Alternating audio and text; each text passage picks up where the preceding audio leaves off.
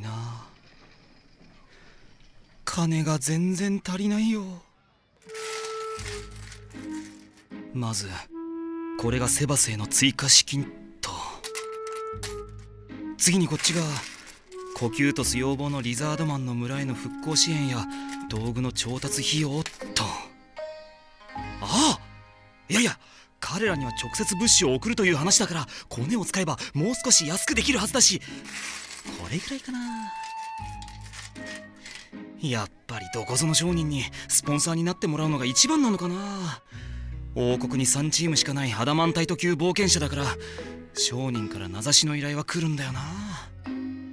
でもさ、金でどんな依頼も引き受けるやつとか思われるわけには、いかないよな。いずれ時が来たら、この冒険者モモへの称賛は全てアインズール・ゴーンが引き継がなきゃいけないんだし、他人からの評価には気をつけなきゃな。でもお金がないんだよ。やっぱりこんな宿取る必要ないよな、普通。そもそもさ、なんでこんな選んでる最高の宿、黄金の輝き亭の最も高い部屋を取らないといけないんだ。俺にはふかふかベッドでの睡眠も豪華な食事も必要ないっての。なんでアンデとノレがこんな高級な宿に泊まる必要があるんだよ。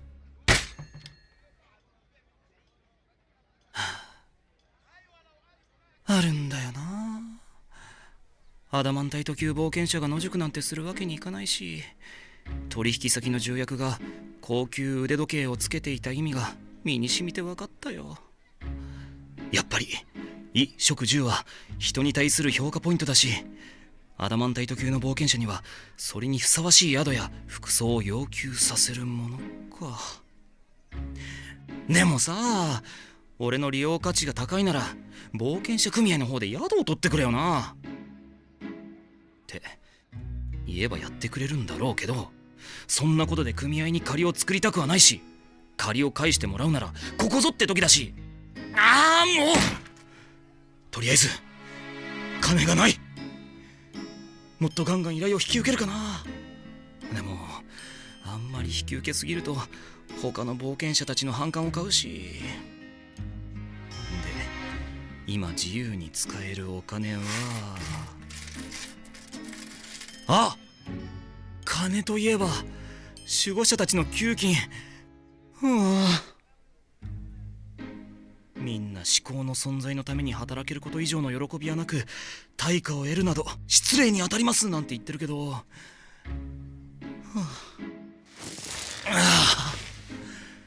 やっぱり働きには正当な対価があるべきだよ。守護者たちを一部上場企業の部長クラスに設定すると年収1500万は必要で、シャルティア、コキュートス、アウラ、マーレ、デミウルゴス、あとアルベドはもっと上かな。つまりかけること6人と。無理無理、そんな金逆立ちしても稼げないわ。そうか、代わりのもので代用すればいいんだ。コインを作ってそれが1枚で10万とかの価値にすれば。で、そのコイン何に使う？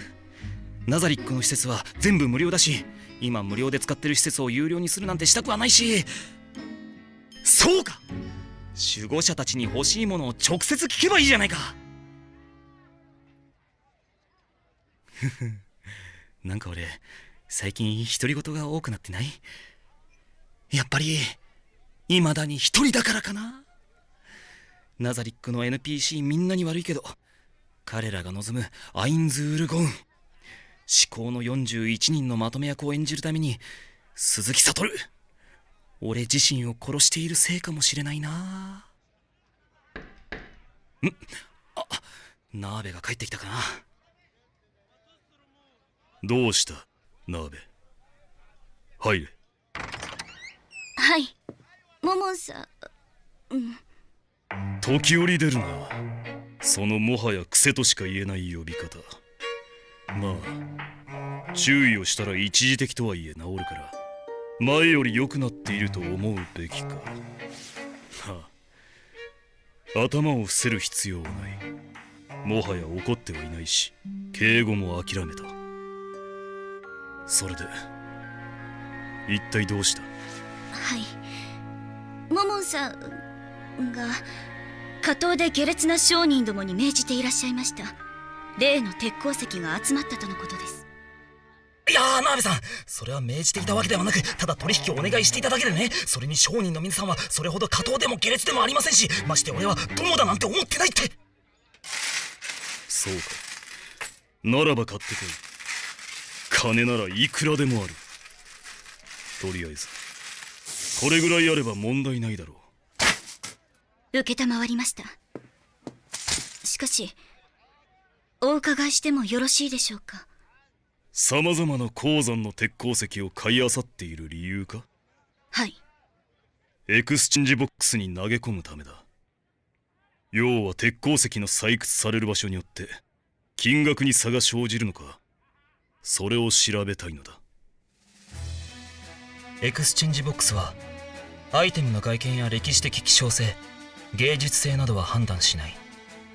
石像はただの石の塊であり、どんな名画も絵の具とキャンバスでしかない。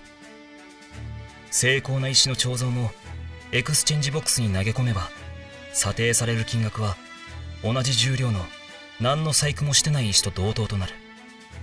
では含有成分に差があった場合、品質に違いのあった場合はどうなのかというのが鉄鉱石を買い集めている理由だった。ナーベも知っているように、小麦なども投げ込むと査定されたしな。ただし荷車いっぱいの小麦をぶち込んでも大した金額にもならなかった。だったら大量に生産すればいい。アンデッドやゴーレムを使えば広大な小麦畑、プランテーションが作れるはずだし、もちろんそこに至るまでには山ほど問題があるけれど。納得いたしました。ではこれより至急買ってまいります。ああ、ただし十分に注意していけ。お前がシャルティアのように狙われる可能性もあるのだから、もしもの場合は分かっているな。万一の場合はシャドウデーモンを盾にし、安全を優先し全力で撤退いたします。撤退の際はアウラ様のお作りになられている偽りのナザリックに転移し、相手に虚偽の情報をつかませます。よろしい。とにかく安全を重視しろ。決して攻撃されるような人混みの少ないルートは通るな。それと人間に絡まれたり声をかけられたりしたからといって半殺しにしたりもするな。スリの手を潰すのはいけなくはないかもしれないが、あんまりするな。あと人間を虫けら呼ばわりは絶対によせ。私たちは最高位冒険者モモンとナーベなのだからな。はい、かしこまりました。では行け。行ってまいります。鉄鉱石の品定めか。お金がない時に限ってこういう出費かさむんだよな。もう嫌になっちゃう。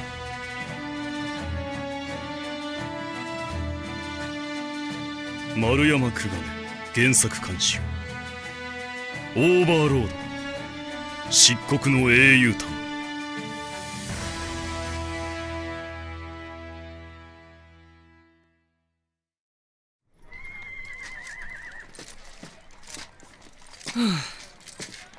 おや、お疲れのようですな、トーケル坊ちゃん。ああ、アンドレ、ようやくエランテルに着いたわけだが、次はどうする？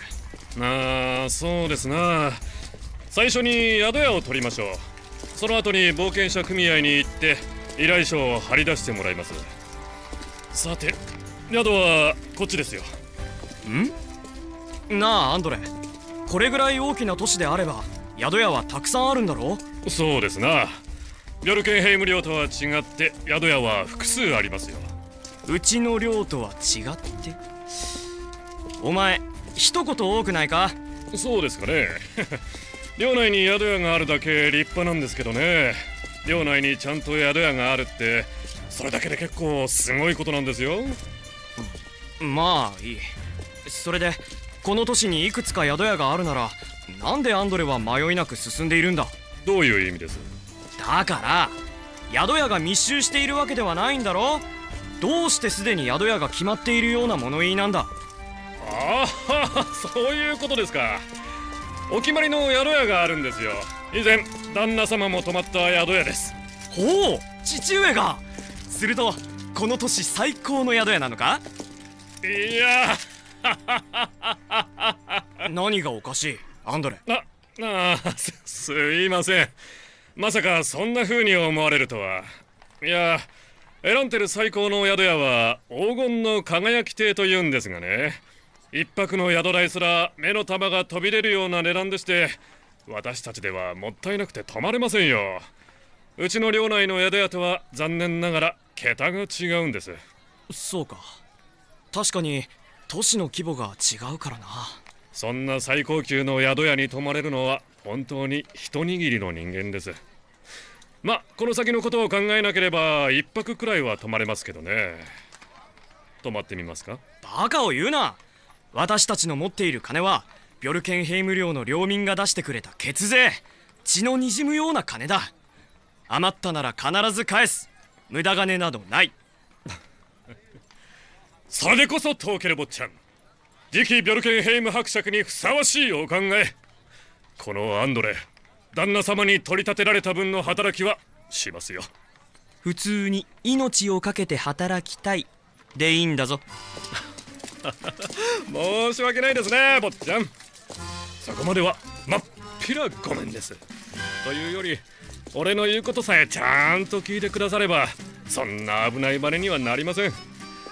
俺、やっと結婚して子供も生まれたばっかりですよ。なんで成人の儀に俺を連れて行きますかね。それはお前が父の成人の儀で活躍したからだろ。幼い頃から何度も聞いているのだぞ。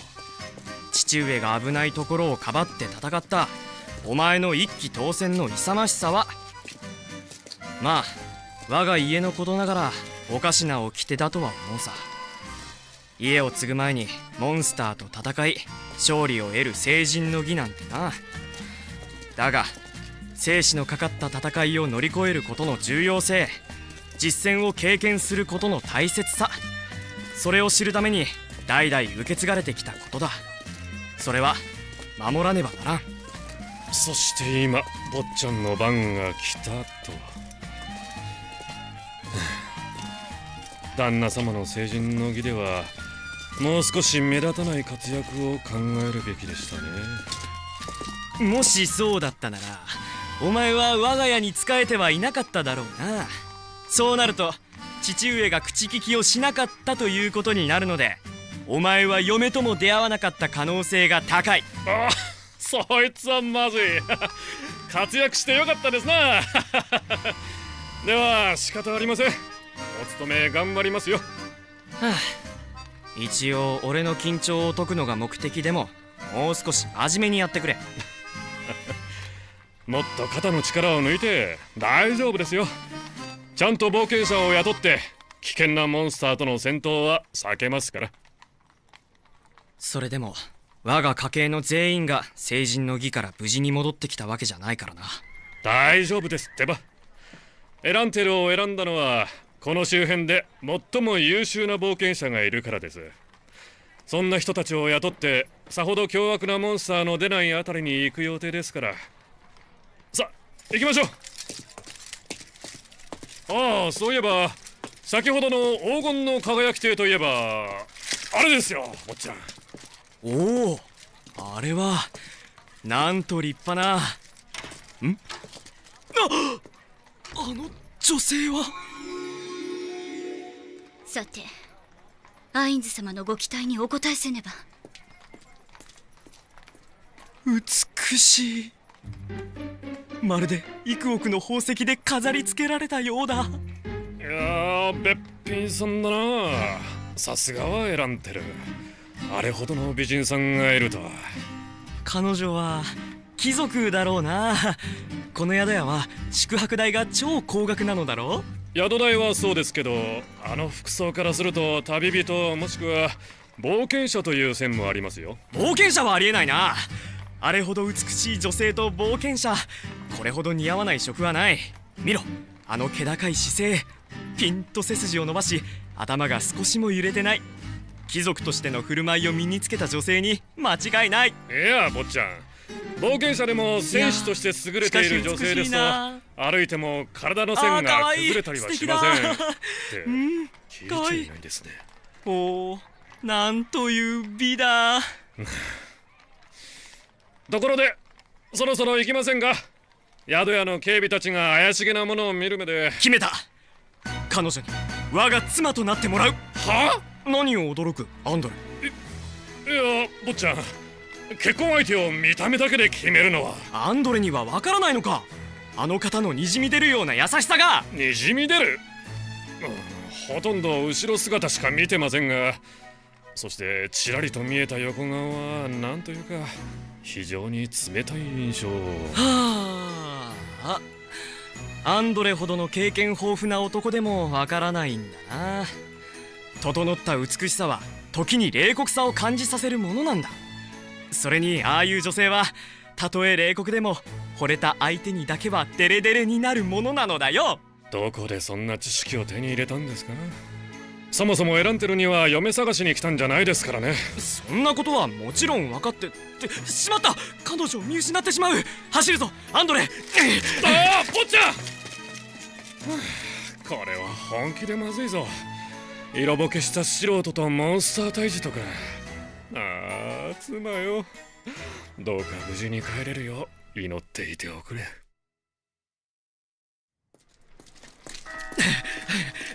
ああ、すまない。そこの美しい方、少し待っていただけますか。すまない、そこの美しい方、お待ちください。初めてお会いする方とお見受けしますが、何のご用でしょうか。先ほどからこちらを伺っていらっしゃったようですが。おお、やはり美しい。何用ですか。ああ、失礼しました。美しい方、私はトーケル・カランデイル・ビョルゲンヘイム、トーケルと呼んでいただければ幸いです。実はお話があって。どうでしょうか、そのあたりの店に入るという。お断りします。ここで話していただけますか。それはもうよろしいですか。行かなくてはならない場所があるので。ああ、いや、ちょっと待ってくれたまえ。では話は早めにお願いします。こういう時にはまず落ち着け、落ち着け。深く深呼吸。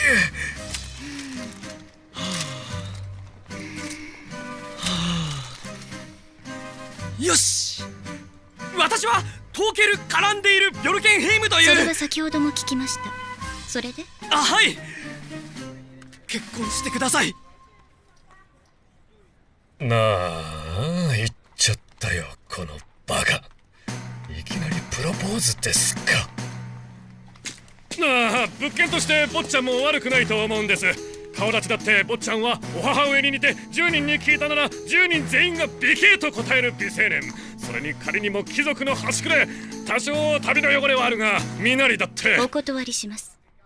お話はそれだけですか。では。ああ、振られましたね。まあここはしょうがないと諦めて。諦められるか。アンドレ、協力してくれ。私の初恋なんだ。大丈夫です。初恋は実らないというジンクスがあります。ですからさあ行きましょう。なぜだ、なぜ彼女は断った。もしや本気ではないと。ああ、私の女神。すいません、そうやって本気で自分の世界に閉じこもるのはなしにしてくれませんかね。そうだ、お名前を聞いていないではないか。早速聞かねば。ちょっと待って、本気で待ってください。なぜ邪魔をするんだアンドレ。どうせ呼び止めても先ほどのこれっぽっちも温かみのない反応しか返ってきませんって。それよりあれほどの美しい方なら名前くらい誰かが知っているでしょう。どんな方なのか尋ねてもありませんか。敵を知り己を知らば百戦危うからずと言いますでしょう。おお、さすがアンドレ、賢いな。お前を雇って今日ほど心から感謝したことはないぞ。心から感謝されるのがこれというのも少々不快ですが、とりあえずはありがとうございます。坊ちゃんってこんな人だったか？あの方のこと聞いておいてくれ。では後でな。で、坊ちゃんはどこに行かれるおつもりで？彼女の後をつける。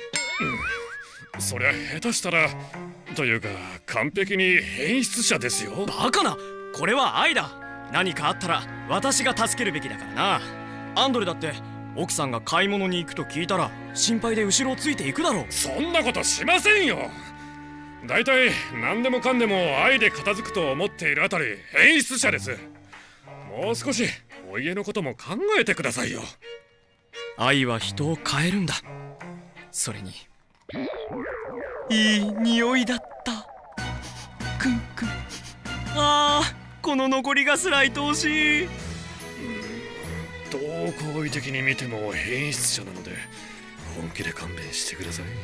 あの振る舞い、佇まい、そしてその美しいお顔も素敵だ。ちょっと暴走しているだけですよね。ね、坊ちゃん。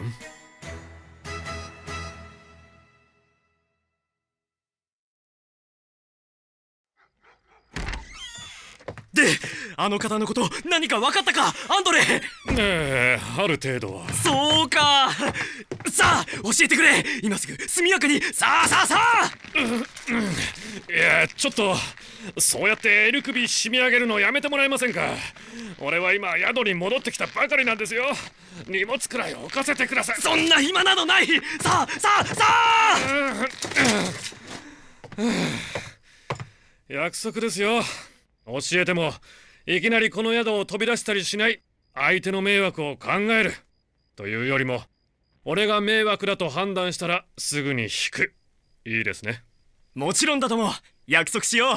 本当に大丈夫かな。まあ坊ちゃんもまずは座って落ち着いてください。先ほどの女性有名人でしたよ。冒険者をやっていて二つ名はビキ、美しき姫。名前はナーベだそうです。おお、ナーベさんか。あの方にふさわしい美しい名前だ。ああ、はいはい、そうですか。おお、そうだ。ナーベさんが冒険者だというのであれば我々で雇うというのはどうだ。冒険の中で徐々に近づく二人の距離。ああ、まるで銀融詩人の歌のようではないか。そう、そして私は強大なモンスターの攻撃からナーベさんをかばって傷つくのだ。そこでナーベさんは自分の心に生まれた私への思いに気づき、あは無理ですね。そいつは無理です。なぜだアンドレ。ナーベさんはアダマンタイト級冒険者チーム漆黒の一員。チームには2人しかいないので片割れと言った方が正解なんでしょうかね。まあそんなわけでアダマンタイト級冒険者を雇うとなると我々の全財産、今後エランテルを拠点に聖人の儀にふさわしいモンスターをじっくり調べていこうという計画の資金が吹っ飛びます。二人？あいたたたたた、そこに気づかれましたか。二人とはナーベさんの相方は女性なのか。噂に聞くアダマンタイト級冒険者チーム青のバラは女性のみで構成されていると聞いたことがあるが。いえ、男性ですね。漆黒の英雄モモンと呼ばれる人物です。なんといかん。ナーベさんが男などと一緒では危険だ。いや、もしかしてすでに無理やり花を散らされて。坊ちゃん、それぐらいにしてください。ここは確かに個室ですが、そういった危険な発言は冗談でも避けてください。どうしたんだアンドレ、そんな怖い顔をして。危険な発言？ええ、アダマンタイト級冒険者に根も葉もない悪口を言うのはご法度ですよ。他の冒険者だって自分たちのトップに立つ者の悪口を言う相手に好意を覚えるはずがありませんからね。それに彼らの都市内の評判は非常にいいです。彼らさえいればこの都市はモンスターなどを恐るるに足らずというほどに。それほどなのか。でモモンというのはどんな人物なんだ？漆黒に染まったフルプレートを着用し、巨大な剣で二刀流をする凄腕の戦士だそうです。どんな仕事も完璧に、それもありえないほどの速さでこなし、その上誰もがひれ伏すほどの強力で強大な魔獣に騎乗するそうです。さらに性格は非常に温厚で慈悲深く、子供たちを抱き上げて遊んだり、赤ん坊を連れた母親が倒れた時などは親身になって介抱したこともあったそうです。はっきり言って比類ない英雄ですね。でナーベさんとの関係は？そこまでは不明です。男女の関係だという意見もあれば、ただの主人と従者だとも。モモン様と呼んでいるのを聞いたことのある者もいるとか。ただしどちらにせよ、ナーベさんはモモンという冒険者に盲目的かつ献身的に従っているらしいですね。そうか。いや、それでも何もせずに二人が恋人関係であるかも確かめもせずに逃げてたまるか。ここで何も言わずに去ったら生涯後悔するだろう。敗北すると知っていても踏み出すべき時があるのだ。おお、正直応援はしたくないですが、その意思は正しいと思いますよ。全財産が吹っ飛ぶのを覚悟すれば依頼できるんだな。ええ、できますが、依頼するんですか？ご自身で言っていたように、これは領民の出してくれた血のにじむようなお金ですよ。それでも俺は。わかりました、坊ちゃん。アダマンタイト級冒険者に守られれば安全度も高いでしょう。アントレ？それに最高峰の冒険者の力を目にすることは領主として必ずいい経験になるはず。あと次期領主として顔を売っておくことは悪いことではありません。支払われる金は決して無駄にはならないでしょう。明日にでも冒険者組合に依頼を出しておきます。その代わりエランテルに滞在中一切の贅沢はできませんからね。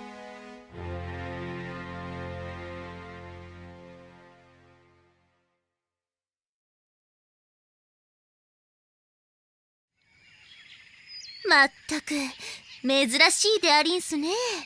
階層守護者が一堂に会するなんて。でもビクティムさんがいませんよね。あらまあれ、それを言ったらガルガンチュアも。シャレティア、すまない。あまり時間がないんだ。それでアルベド、私やアウラまでをもナザリックへ呼び戻し、ここに集めた理由は何なのですか？そうそう、アインズ様よりいただいた大切な仕事を一時中断して戻ってきたんだけど、何の用なの？アインズ様からご命令をいただいたので、みんなの意見が聞きたくて集まってもらったの。アインズ様から？ご命令？我らが王恩偏り。僕たちの意見を。それを先に言ってよ。一体何なの？アインズ様のお言葉を伝えるわ。役職に応じた給金を与える計画を立てている。その給金を使ってお前たちが買いたいものを提示せよ、とのことよ。給金などと。私たちは至高の御方々に仕えることこそ喜び、代価をいただこうなど恐れ多い。言うならお仕えできると言わすことこそ給金。二重で何かをいただくわけにはいかないでありんすえ。違いない。はい、そうですよね。僕もそう思います。弟の言う通り。ええ、守護者各員が同じ思いを抱いていると私も確信しているわ。でもアインズ様のお言葉は絶対。ならば私たちがどのように考えていようともアイデアを出すべきでしょう。それでは皆欲しいものはある？別にないかないですね。な。ないでアリンス。ないないと思います。それでは話が終わってしまうわ。アインズ様は買いたいものを提示せよとおっしゃられたのよ。何かアイデアを出すことを務めと知りなさい。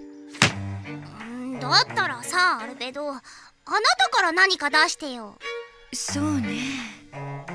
なら服とかはどうかしら。ベロロンチーノ様がご用意された服が大量にあるから私はいりんせんわ。ドレス、ナース、メイド、バニー、セーラー、レオタード、スクール水着、体操服、ブレザー、あとは尻尾とか耳とかもありんせ。それは羨ましいわ。私はこの白いドレスを数着持っているだけ。下着類だけは結構あるんだけど。アルベド、服少ないの？それなら私たちの服いる？魔法がかかっているから誰でも着られるし、あとは着ぐるみ系とかもあるけど。私もスーツぐらいしか持ってないですね。他の衣装などは確かに欲しいところです。私は基本的に服を着ないからな。コキュートスは全裸だものね。勘弁してくれアウラ。そう言われると変質者っぽくて嫌なんだが、私の外皮は鎧代わりになっているから服を着ないだけなんだぞ。皮膚が革鎧代わりになるんですって服を着ない人なんでしょ？違う。裸族の言い訳のような言い方をしないでくれ。よろしい。ならば服はいいせんね。でも外の世界に私たちが満足するようなものってあるのかしら。そのあたりの調査はさ、外に出ている人にお願いしたら？女性用の服はソリュシャン、ナーベラル、あとは村によく行っているルプスレギナあたりに。では男性用の服はアインズ様にお願いするということですね。セバスさんでもいいかもしれないです。わかったわ。じゃあ次に行きましょう。何か他にアイデアのある人。おもちゃ用の人間とかはどうでありんしょうかえ？食べたり拷問したりしてもいい人間。なるほど、悪くないわね。確かに一部の者たちも望んでいるでしょう。チャックモールやニューロニストなどが。それに自らの眷属たちに食べ物として与えたい者もいるでしょうしね。ならこれもお願いする。と他には？私ロロロが欲しい。ロロロとは何ですかアウラ？それは却下だ。え、なんで？あれは私が管理するリザードマンのペット。彼らの財を勝手に奪うことはこの私が認めない。たとえここで決定したとしてもそうならぬようアインズ様にご慈悲をお願いする。お姉ちゃん、ペットを勝手に持ってったらダメだよ。じゃあロロロの子供をちょうだい。第6階層の湖で飼うんだ。それなら話をしてもいいが無理になどはやめてもらうぞ。リザードマンたちはあのヒュドラを戦力として考えているかもしれないのだから。無理やり奪ったりはしません。では他には？武器や防具に興味がある。しかしすでに所有しているものより劣るものしかないだろうからそのあたりは考えものだな。でもアインズ様が持ち帰った武器みたいにナザリックでは作れない武器もあるみたいだよ。なんとかティーヌとかいう女が持っていた武器、スティレットね。作れないというより必要なデータクリスタルがナザリックに存在しなかったという方が正しいけれどね。コキュートス、そういった武器を欲しいということかしら。コレクションとして欲しがる者もいるだろうからな。他にも自分の部下に装備させ強化を図りたいと思う者だっているはずだ。なるほど。そのあたりの武器に魅了される戦士的な精神というのは男独特のものなのかしら。私は少し理解しかねるけど、女にとっての宝石などと同じと思えばいいのかしら。分かったわ。では武器防具も候補に挙げましょう。他には？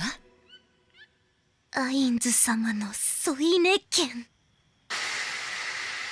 ごくり。それは確かに欲しがる者が数多くいることに間違いがないわ。まさに。しかし値段などつくのか。アインズ様もさすがに自分の添い寝の権利に値段をつけるのは戸惑われるのではないか。でもさ、だからといって私たちが勝手に値をつけるのはアインズ様に失礼じゃない？では参考までに各員が値段を提示していくオークション方式で仮の金額を決定したらどうだろう。それって値が上がるのかしら。だってあまりにも高い値をつけすぎると買えなくなるのだから、低い値で止めようとするのでは？低い値段なんてそんなのアインズ様に失礼です。まあれ、落ち着いてよ。低い値段というのはあくまでも例なんだからさ。大丈夫ですよマーレ。その辺も考えています。そうならないよう最高金額を提示した人物にメリットがあれば競争は起こるはずだと思うのだよ。それはどういう意味だ。つまりサンプルをアインズ様に提示してもらうのだよ。添い寝といってもどこまでが添い寝なのかには意見が分かれるところだろ。頭なでまでが添い寝でありんす。いいえ、アウラやマーレが知らなくていいことまでするのが添い寝よ。大式ホールドという言葉にはそれはもう惹かれるものがあるわ。それが許されるのであれば私は。いや、アルベドの意見は普通にアウトだな。意見が分かれることが分かっているから、まずどこまでが添い寝かという最低ラインを決める必要がある。そのためにアインズ様のご意思でその商品を提供していただこうと思う。つまり今回最高価格を提示した人物にはその試供品を堪能してもらう。試供品、今後もう二度と味わうことができないかもしれない唯一無二の商品。十二分に立派なメリットだと思うけどね。どうかな。ごくり。じゃあ紙か何かにみんなで書いていせーので公開ですか？それも悪くはないと思うが、とりあえず2回やってみよう。当然だが2回目は1回目よりも高額を提示しなくてはならない。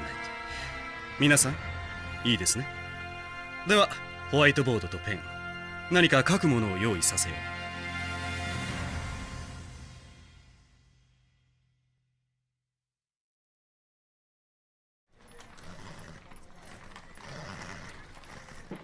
依頼人は貴族と聞いていたが、あの若者かな。隣はお付きの戦士という感じか。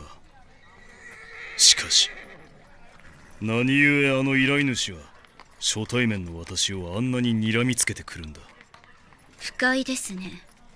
殺しますか？何度も言っているが、感情の高ぶりは抑えよ。それにそのとりあえず殺せばいいやという考えはよせ。いいか、死んでしまっては利用できないことだってある。だからこそ殺すときは特に注意深く考えた上で行動しないといけない。一時の感情によって後々まで計画を変更しなくてはならないことなどはあってはならないのだ。その深きご推察、さすがはいえモモンさん、様じゃなくさんな。モモンさん。よろしい。それでもう一つ気になる点があるんだが、ナーベよ、依頼人のお前を見る目が輝いているんだが、何かあったか？あれは昨日私を尾行していた男ですね。お前を尾行？まさかついにシャルティアを洗脳した者の関係者が？警戒は必要か？しかしなら敵意をあらわにする理由がわからん。注意しておけ。かしこまりました。あ、いや、ナベ、その深いお辞儀しなくていいから。お二人は仲がおよろしいんですね。はあ、敵意のある声だな。普通は挨拶からじゃないのか？隣の戦士然とした男の顔が引きつったぞ。いや、仲間ですからこれぐらいは普通ですよ。この度は名指しの依頼だとかで。私がアダマンタイト級冒険者モモ、そしてこっちがナーベです。よろしくお願いします。おお、それぞまさしくアダマンタイトの冒険者プレート。わざわざありがとうございます。私はアンドレ、そしてこちらがトーケル・カランテイル・ビョルケンヘイムだ。よろしく頼む。組合から話は聞いていますが、一応確認させてください。ビョルケンヘイム卿がまだ正式に家を継いだわけではないので今日ではないがな。あ、これは失礼。では何とお呼びすれば？ビョルケンヘイムで構わない。了解しました。ではビョルケンヘイムさんの警護として雇われるということでよろしいんですね？身辺をお守りすることには自信はあります。ですが私たちは戦士とマジックキャスターという組み合わせでして、一部能力に欠落がありますが、その辺は問題ないのでしょうか？ほっほー、アダマンタイト級冒険者といえどもさすがにできないことがあるんだな。坊ちゃん、それぐらいにしてください。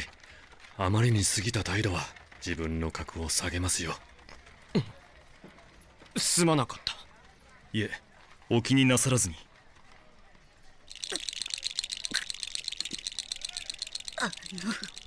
ウジ虫め、殺す。よせ、ナベ。しかし隠密行動へのモモンさんの心配は理解しております。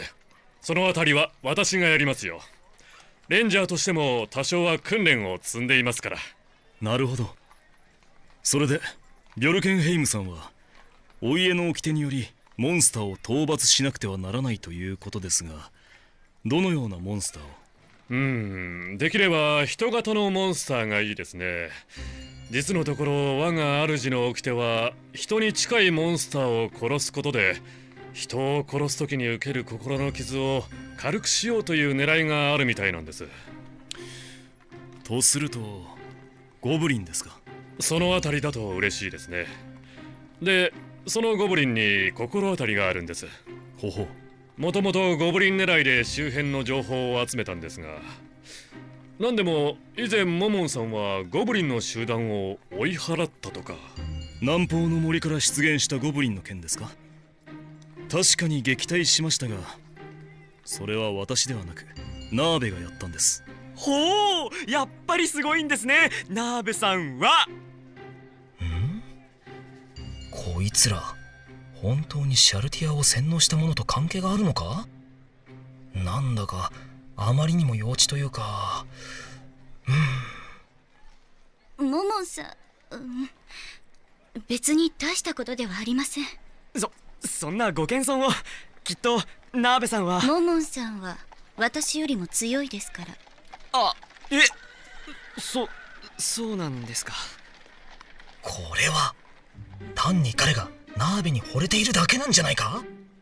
今までにいた色ボケ連中と同じパターンだろう。ああ、そうなんですか。でもゴブリンを全滅させたわけではないんですよね。もしかしてこの従者の戦士殿、色ボケ若君の暴走を止めようとして。全くそうですね。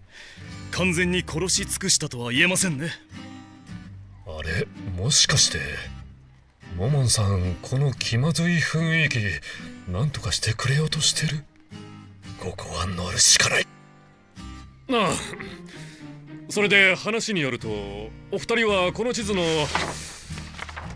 この辺りでゴブリンを迎撃したとか。ええ、そこですね。足はどうされます？徒歩で向かうのでしょうか？いえ、馬を借り受けていこうかと。ほほう、それは素晴らしい。馬ならこちらも用意があります。さりげなくやってきた乗馬訓練の成果を見せられる時が来たぞ。そのようなお約束よろしいのですか？ハムスケはいかがなさいます？うん、ハムスケか。いや、あれはナザリックに置いていこう。せっかく作ったハムスケ用の防具をあいつの体に合わせる時間もできるしな。は、ご随意に。それでビョルケンヘイムさん、出立はいつにされますか？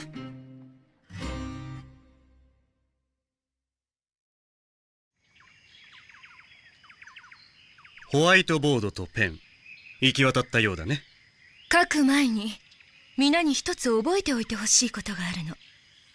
それは私たちに支給される年収は1500万だということよ。あら、アルベド。それはあまり高い金額を提示するのはやめんしょうと言わす提案でありんすか？失礼ね。私はアインズ様の添い寝権をいずれ多くの者が買える金額であることを望んでいるわ。それに多くの者が望んでいることをお知りになればアインズ様もご納得がいくと思うの。決してアインズ様を低く見て話しているのではないわ。うまいですね、アルベドは。何がだ、デミウルゴス。あれは本当にうまい。さすが守護者統括。自分の立場を高めると同時に釘を刺してきた。もしや狙いは高額の提示をした場合、他の者たちのことを考えぬ者として責めるということか？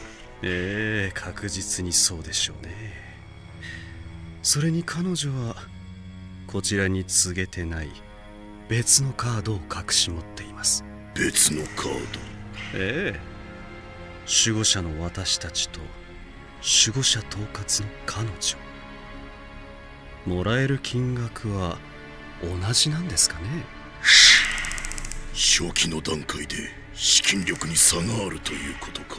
1500万という金額が勝負の境目になりそうですが、弾を多く隠し持つアルベドはそこに踏み込んでくる可能性が高いでしょうね。ねえデミウルゴス、談合は禁止じゃないかしら？これは失礼。決して金額の話し合いをしていたわけではないですよ。ええ、そうでしょうね。もちろん信じているわ。では始めましょう。アインズ様の添い寝権1回目の入札では皆ホワイトボードに入札額を書けたかしら？では一斉ので提示してね。一斉の。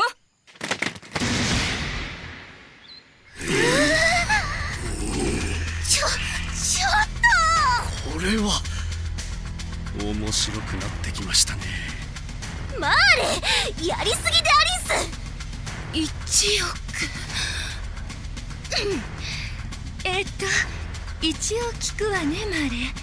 金額は間違ってないわよね。1000万と。1億です。だってアインズ様の添い寝ですから、そのくらい当たり前だと。あー、そっか。わかったよマーレ。だったらお姉ちゃんマーレのこと応援するからね。まさか思わぬ強敵の出現でありんすか。これは面白くなってきましたね。ちなみにマーレ、その金額をつけた理由は？だってアインズ様の添い寝だったらそれくらいかなって。ただそれだけだよ、お姉ちゃん。そういうことでありんすか。よかった。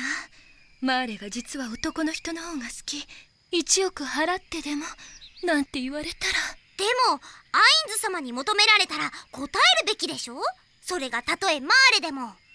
おっと、マーレがああもたやすく入札の思惑を話してしまうとは、これはまずいですね。何がだ。マーレの性癖疑惑が発覚したことか、それとも自分の愛がマーレへ届かぬのを知ったことか。違います。というかコキュートス、あなたのギャグのセンスは壊滅的ですね。世の中には手動というものがあってな。しかしそれではアインズ様のご子息が G の出番か。はいはい、何にショックを受けているかは知りませんが、いいですか。今回アルベドやシャルティアではなくマーレが圧倒的な高額を提示してしまいました。これは今後非常にまずい事態を引き起こします。アルベドとシャルティアは1回目はある程度低い額でとどめ、2回目で自分たちが提示できる金額内でまとめようと思っていたはずです。確かにアルベドが500、シャルティアが350だな。しかしマーレによってその考えが破棄された2人は今こう考えているでしょう。1億という年収の6倍を超える額を提示された以上、今回手に入れられなければもはや二度と手に入れる余裕はないと。つまり次回は2人とも後先を考えない金額を提示してくるでしょうね。そして今後同じようにアインズ様に関わる何かを提案した場合、金額は同様に跳ね上がる。1500万という年収の足かせが吹き飛びます。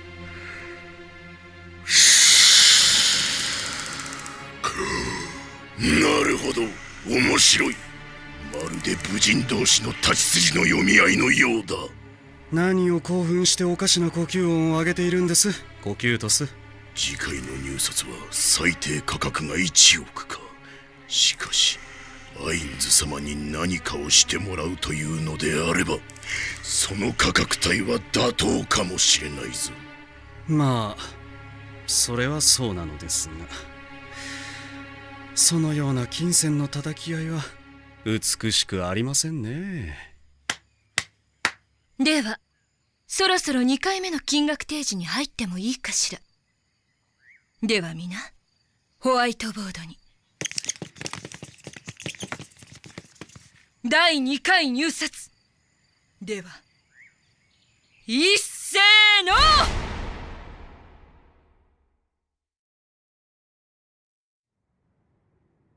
スタチュー・オブ・アニマル・ウォー・フォース。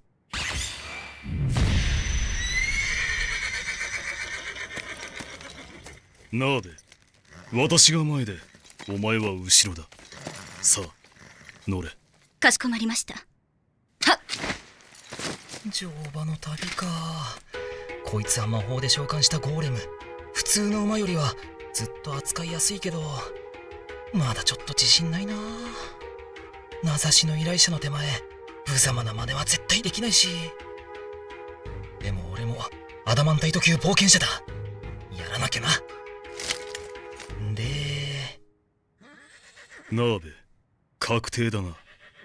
あの青年に裏はない。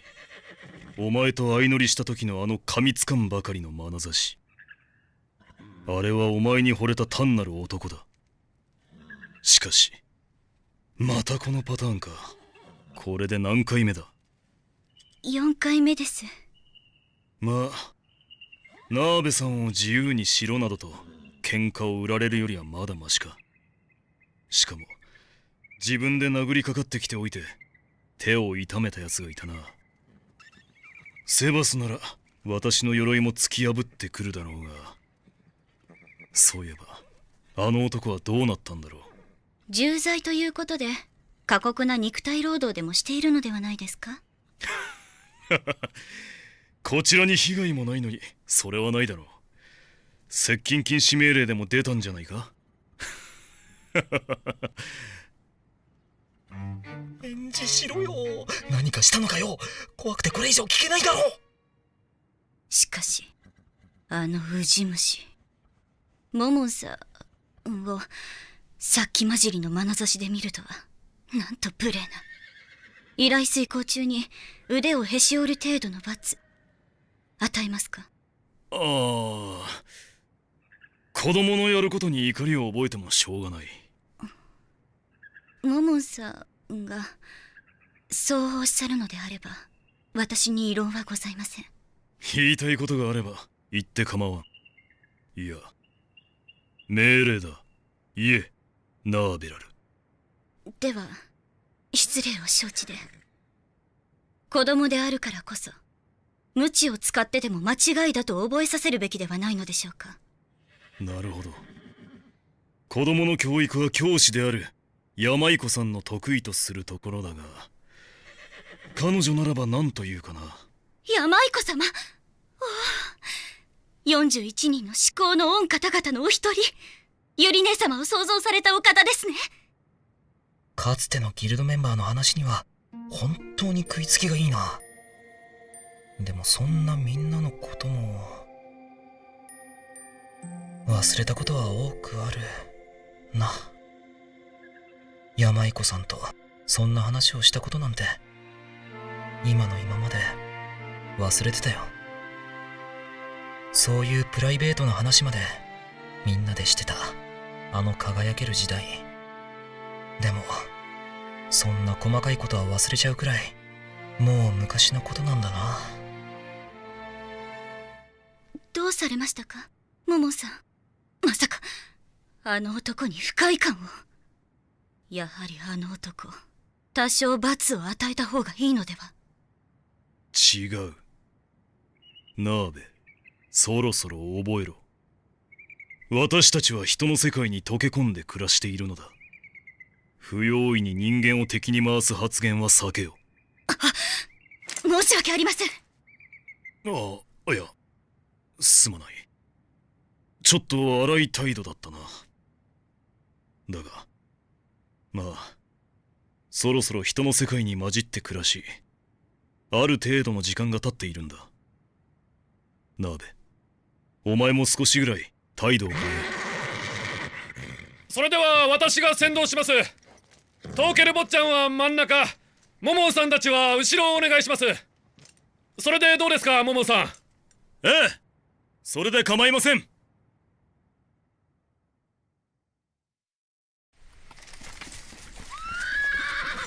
一頭の馬に相乗りしてベタベタと。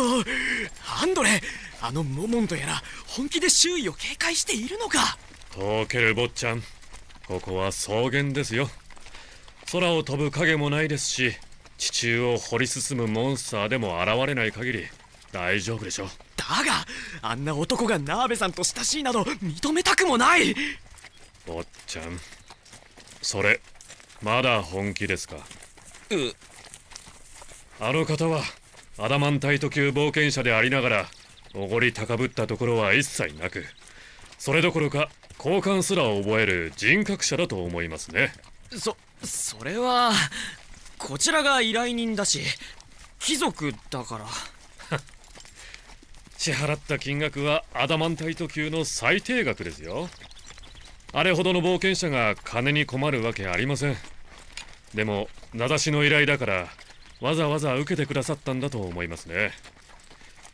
気持ちはわかりますがね。もう少し見守ってはどうでしょう。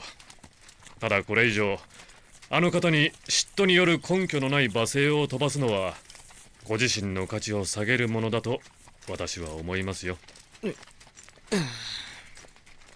でも意外ですね。坊ちゃんがここまで感情的になるなんて。自分でも不思議だ。でもあの二人が馬に相乗りしているのを見るのがひとときすら耐えられないんだ。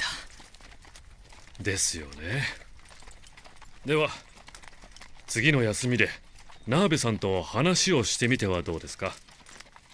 本当はもう少し一緒に冒険してからと考えてたんですが、モモンさんに対して敵意丸出しのその態度はマイナスにしかなりませんからね。アンドレ、お前は反対しているのかと思っていたが。無理だろうとは思っております。ただそれは味方をしないという意味ではありません。私は坊ちゃんの良いところを知っておりますので。ただし坊ちゃん、いい反応は返ってこないと思います。それにショックを受けてこれから待つ戦いに悪影響が出ることは避けてくださいよ。ああ、分かっている。本当に分かっていますか？その言葉信じますよ。ああ、ビョルケンヘイムの名にかけて。いいでしょう。申し訳ありません、モモンさん。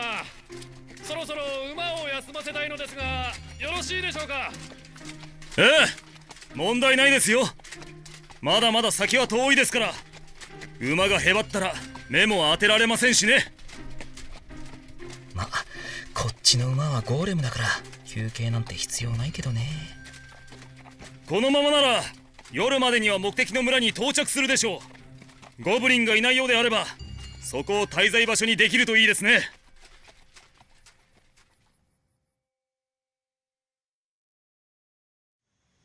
第2回入札では、一斉の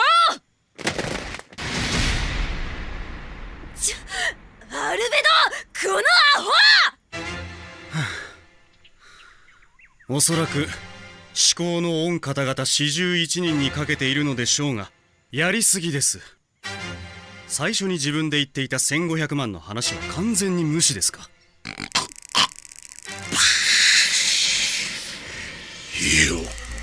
4億1000万。アルベド、28年分の給金に匹敵する金額とか何を考えているのでありんすか？あらシャルティア、負け惜しみ？ああ、ルールには従っていますから悪くはないのですが、このままではとてつもないことになりそうです。少しルールを変更しませんか？それがいいかも。それがいいでありんす。待って、私が落札したものはどうなるの？向こうと言ったら、ここで壮絶な戦闘が始まりそうな気がするので、今回においてはアルベドのものということで構わないのではないでしょうか。ええ、それなら構わないわ。くではアルベドの同意もあったところでルールを変更します。まずこれ以降、1人が持つ金銭の最大値は1500万とします。次に各員が2つずつアインズ様にお願いするものを提案し、それをランダムに選びます。同額を提示した場合はまだ落札していない人物が優先となります。当然アルベドはすでに1つ落札しているとみなしますが、反対意見はありませんよね。もちろんよ。もし異論を唱えたら先ほどの添い寝権を剥奪するつもりでしょ。話が早くて助かります。その他は基本的に前回と同じにしますが、ただし1枚単位での入札は避けましょう。でしたら1500ポイントでやった方が良くないですか？そうだね。分かりやすさは重要だよ。確かにそうだな。数字だけ書けば良いのなら分かりやすい。よし、では1500ポイントを上限とし、書くのは数字だけでオークションを再開としましょう。ところでオークショニアとして公平な第三者ということでプレアデスの一人を呼ぼうと思いますが、どうでしょうか？異論がないようなので。では誰を呼びますか？ルプスレギナはカルネ村に行っているはずだよ。ナーベラルさんはアインズ様と一緒にいます。ソリュシャンはセバスと共に人間の国だな。とすると残ったのはユリ、シズ、エントマの3名でありんすね。なら私はユリが一番いいと思いんす。あの子はプレアデスの副リーダーでありんすし。僕は構いません。私も無論問題はない。私も異議なしというか、あの3人なら私もユリがおすすめならユリで決定でありんすねなぜシャルティアは興奮しているんだ。ユリさんが多分ですけど好きなんじゃないでしょうか。そうね、マーレ。あの子の悪癖のせいよ。気にしない方がいいわ。違うわ。ユリは真面目だし、残っているメンバーの中では一番おすすめじゃない。ユリか。悪くないね。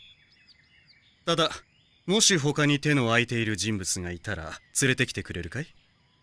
全てをユリに任せるのは大変だろうからね。わかったわ。じゃあシャルティア、ついてきてくれる？私がユリに取引を持ちかけたりはしていないことを保証してほしいの。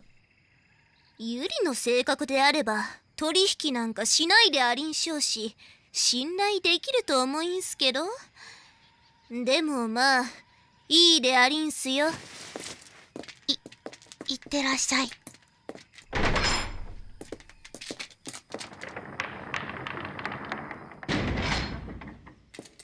さてと。で、ねえシャルティア、協力しない？協力？確かにルール違反ではありんせんでしたが、あんなやり口を見せられた後に協力でありんすか？これはれっきとした取引よ。ねえ、例えばあなたが欲しいと思ったオークションの品に私が1000ポイントをつけたら、あなたはどうするのかしら？それは2回目でもっと高額を提示しんす？何がおかしいでありんすか？それは愚行よ。正解は諦めるね。なんで欲しいものを諦めなくてはいけはりんせんの？じゃあ2回目、あなたはそうね、1100ポイントを提示して落札したとするわ。するとあなたに残るのは400ポイント。私は1500ポイント丸々残している計算になるわよね。そして残る商品はあなたと私それぞれ2つずつ提案したとして、残りは3品。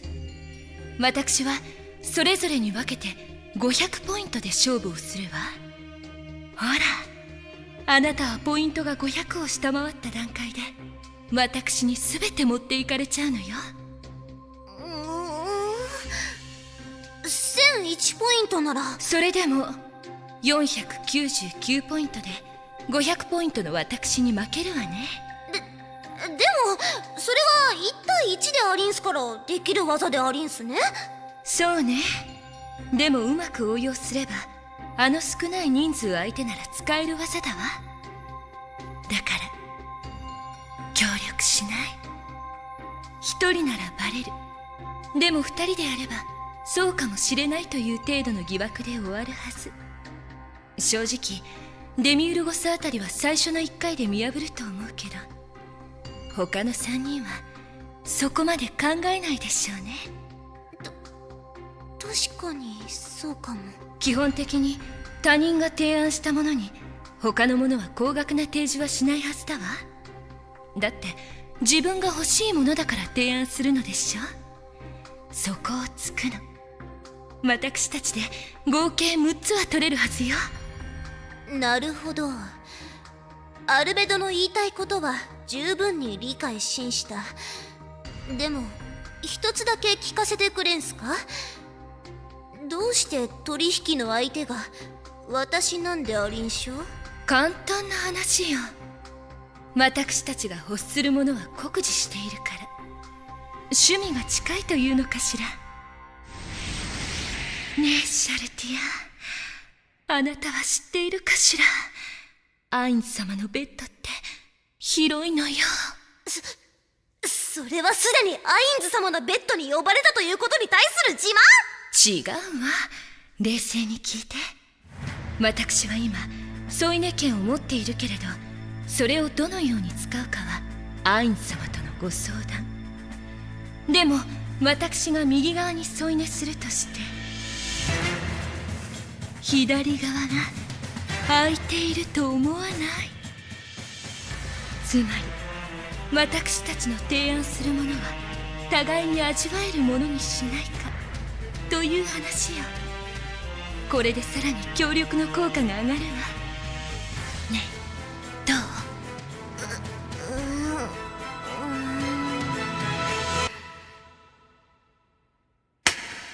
取引成立ね。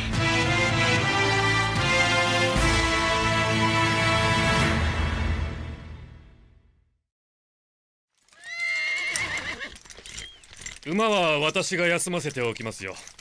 さあ、坊ちゃん。ナーベさん、少しいいでしょうか。依頼人のご要望だ。構わん。は、かしこまりました。で、何でしょうか。もしよければこっちで話しませんか。ここで話せないことなのですか。はい、そうです。行け、ナーベ。わかりました。で、どちらに行けば。こっちです。もう少し先で。よーし、言うぞ言うぞ。どこまで行くつもりですか。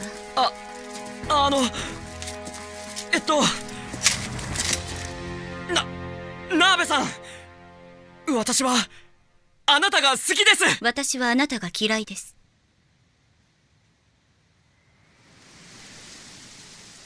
話は終わりですか。待ってください。ナーベさんはどういった男性がタイプなんですか。それをあなたに言う必要があるとは思えません。ただ、あなたのような弱い者を愛することは決してないでしょう。私はこれでも剣の腕はそこそこあるのですが。私はマジックキャスターですが、あなたはそんな私よりも剣の腕が劣るとお見受けしますが。やはりモモンさんのような強い方がお好きということでしょうか。モモンさんは別です。あの御方に強さは関係ありません。弱くても問題はないです。それは。そうです。モモンさんとは私にとってそういう御方なのです。あの方は絶対です。絶対。じゃあモモンさんが私と結婚せよと言ったなら。モモンさんがそうせよとおっしゃれば私の意思など関係ありません。もし仮にモモンさんがあなたと結婚せよとおっしゃったなら、私はあなたと結ばれるでしょう。この身はモモン様、そしてかの御方々のためにのみあるのです。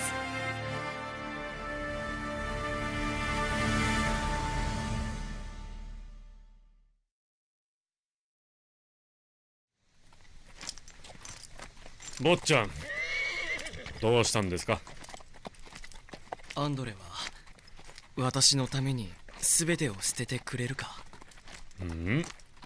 どうしたんです。全てを捨てるですか。それは勘弁してください。こう見えて私はトーケル坊ちゃんのことが好きです。ですから命を張って助けるというのであればやるでしょう。死んでも構いません。でも生まれたばかりの子供や妻の話となると断ると思いますね。だろうな。それが普通だ。譲れないものは誰にだってある。しかしナーベさんは違う。モモンさんのためであれば人生を投げ出すことすら構わないという。おや、やはりナーベさんはモモンさんのお付きの者だったので。彼女の話しぶりからするとそうだな。ああ、確定か。でもアダマンタイト級の彼らの情報だし、下手に他人に流したりするとあの二人に敵意を持たれそうだから、黙っておく方が安全かな。ビョルゲンヘイムさん、アンドルさん、お話し中のところすみません。悲鳴が聞こえてきませんか？え？ナーベ、何か適した魔法を持っていないか？お待ちください。ラビッツイヤー。あ、ウサギの耳かわいい。進行方向より複数の悲鳴が聞こえてきます。人のものではありません。おそらくはアジンやそれに類するものだと思われます。どうします？何らかの非常事態が例の村で起こっているのではないでしょうか？それはゴブリンたちが何者かに襲われているということですか？おそらく。複数のゴブリンらしき者が悲鳴を上げるような何らかの襲撃。それはどうしましょう？私たちは依頼を受けておりますので、依頼人の要望を第一に考えますが。それはどうします、坊ちゃん？モモンさん、私たちを守ってもらえますか？もちろんです。私たちがいれば何も恐れることはありません。お二人を守りきると断言いたしましょう。それがアダマンタイト級冒険者の仕事です。ならばもう少し村の状況がわかる場所まで移動しましょう。できればその敵をこの目で確認したいのですが、もちろん危険だというのは承知しております。ですが聖人の。ああ、それ以上は結構。私たちは依頼人の安全を守りつつ要望を叶えてみせます。もしもの場合は私たちが後ろを抑えますので、振り返ることなく逃げてください。では一気に行きますよ。はいや！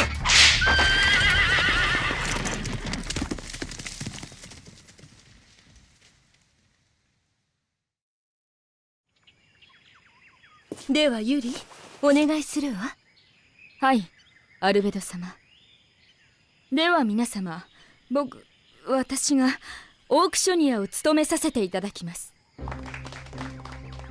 シズ、あなたはユリのサポートを。最も重要なのは品名とその時の最高ポイント提示者の名前とポイントを後ろのボードに書く作業だけど、大丈夫？わかった。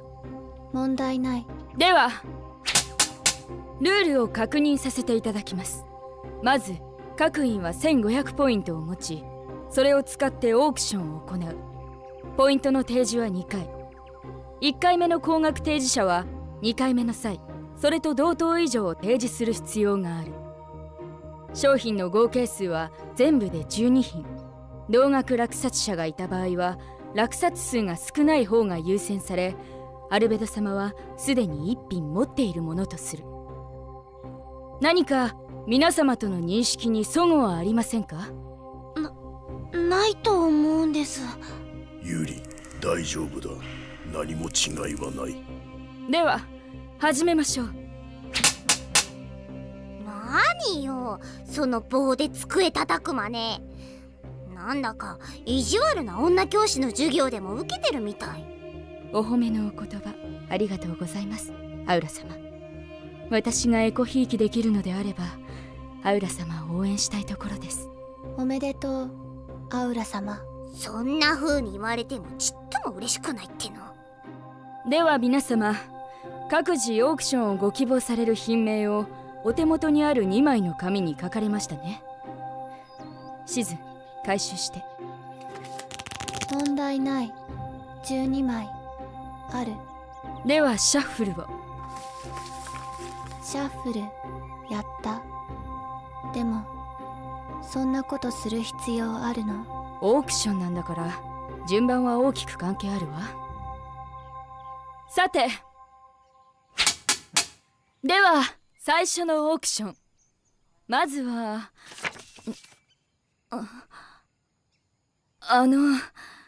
アルベド様、これにはアインズ様にしていただきたいことを書くと伺っておりますが。ええ、そうよ。アインズ様が給金を支払われた際、どんなものを私たちが欲するかというご質問に対する答えね。どうしたゆりね。最初の品がこれよ。うわ申し訳ありません、デミウルゴス様。いくつか不適切と思われる用紙が入っているのですが、全部で4品。これらは本当にオークションにかけてもよろしいのでしょうか。どれ見せてもらえるかい？ちょっと、なんで守護者統括の私に聞かないのよ。枚数が4枚か。これは一体どういうことなんだ？アルベド、シャルティア。アインズ様の体が目当てのような商品があるというのは、アインズ様を卑下する行為では？それは早計だわ、ユリ。そうですそうです。はあ、2人とも本気なんだ。それは大きなミスだと思うけどな。ぶっちゃけさ、これはアインズ様へのただの提案にしか過ぎないのに、その上でアインズ様がそれを許容されたら最初の1回を体験させてくださいというだけのことでしょ。お姉ちゃん、それってどういう意味なの？だからわかんないかな。このオークションで落札することと提案されたものをアインズ様が認めるかどうかは別問題なの。つまりあんまり変なものはアインズ様が認めないってこと？そうだよ、マーレ。なるほど。過ぎたものは拒絶されるだろうから、分をわきまえた方が賢いということか。そうか。そんな。シャルティアはいざ知らず、アルベドまでがそこに気がつかないとは。最初の提案から全てシャルティアをはめるための策略かと思っていたんですが。しょうがないよ、デミウルゴス。欲望は目を曇らせるんだよ。なるほど、一切了解いたしました。ではオークションを始めましょう。シズ、こっちはさっきから問題なし。ああ、アルベドにシャルティア。アインズ様はお優しい方なので、こうなったら万が一の可能性を考えて落札しておく方が賢いと思いますよ。分かったでアリンスよ。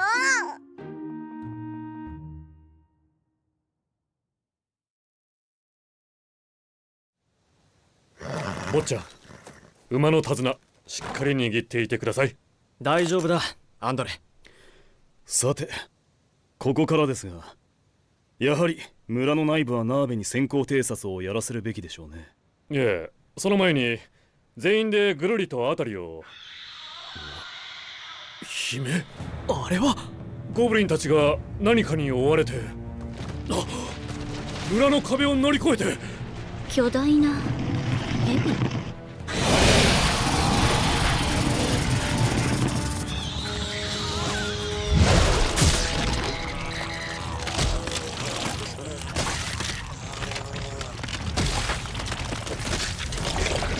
ゴブリンたちを食べて。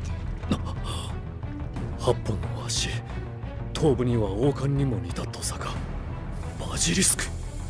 しかしあの大きさからすると上位種ギガントバジリスク。なぜこんな草原に。石化の視線や猛毒の体液、ましてやあの分厚い皮膚はミスリル製の鎧にも匹敵するはず。進行形のマジックキャスターがいない状況では最悪の存在だ。逃げましょう、モモンさん。またこのパターンか。なんかこう呪われているんじゃないか。もしくは裏で糸を引いているやつが我々を追い立てているような。可能性はないとも言えないか。戦闘に入った際に何者かの監視の目があればビンゴだが。ナーベ、周囲を警戒してあの二人を守れ。かしこまりました。いってらっしゃいませ。ああ。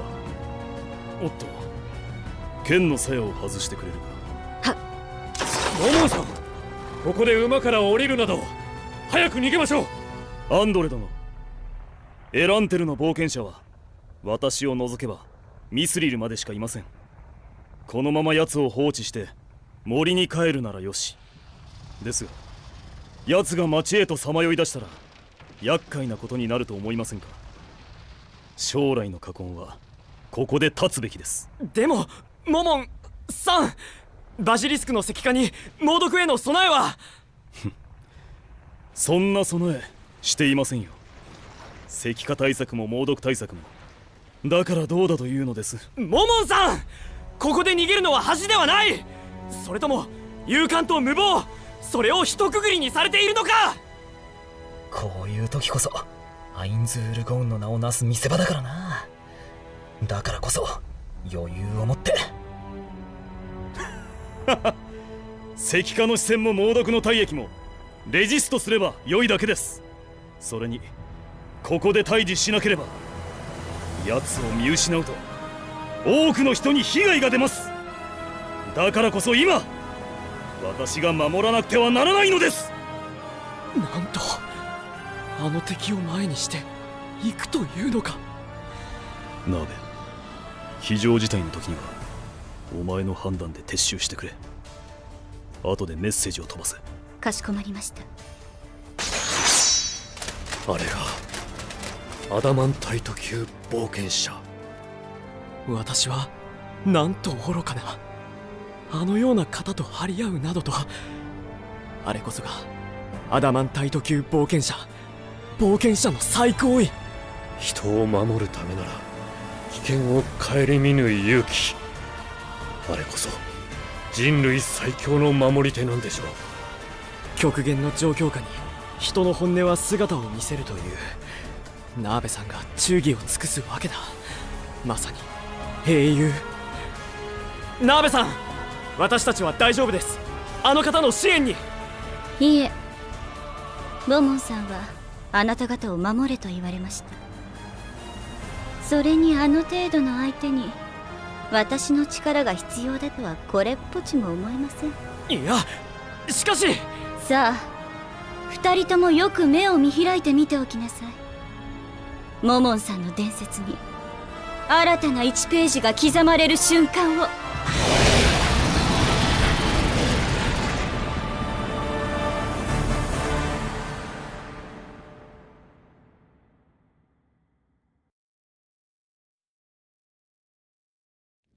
そしてその後、私は何度も子供たちに語って聞かせることになる。父上がアンドレの活躍を私に語って聞かせてくれたのと同じように、私は見たのだ。まさしく伝説と呼ぶにふさわしい戦いを。よいか、ビョルケンヘイムの血を継ぐ我が子らよ。私は見たのだ。まさに英雄モモン殿の鬼人に勝る戦いを。あの方は2頭の大剣を両手にしかと握り、ギガントバジリスクのもとへ早手のごとく。